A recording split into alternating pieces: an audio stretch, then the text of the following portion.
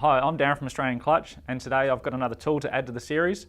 It's to suit our heavy commercial range, so our KEA type kits. It is a multi-function type tool, and it has the shape to separate different types of checking components. So we've got this section here, which is to check the half-inch gap between the brake and the bearing itself. We've got this second section, which is to check the 1/8 inch gap between the fork and the bearing assembly for your clutch free travel. And then we've got this section here and here to check for flowels.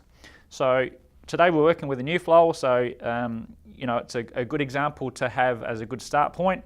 But usually when you're machining flowels, obviously you're going to machine the flowel step further down. Even though the flowel is flat, it still has a raised section, so there's a couple of things we need to check. So firstly, we can run the gauge across the face here, and you can check the clearance between the bolts and the gauge. This section here actually replicates the clutch disc itself, so it has that same sort of shape. So you can actually check and measure the gap between the two.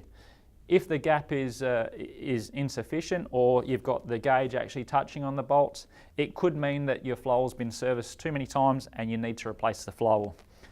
Okay, so then we've got the second section here, which you can actually run across the face, and you can check the undercut of the corner.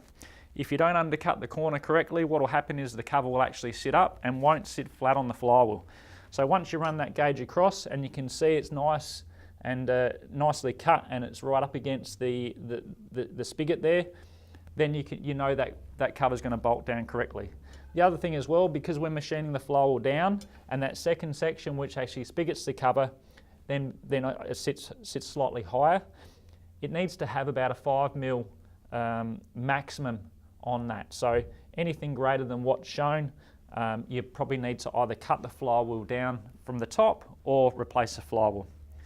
That's it for this tool. It is pretty basic, but it does serve a couple of great functions. So if you are looking for the tool, by all means contact the sales team or contact your nearest Clutch Pro distributor.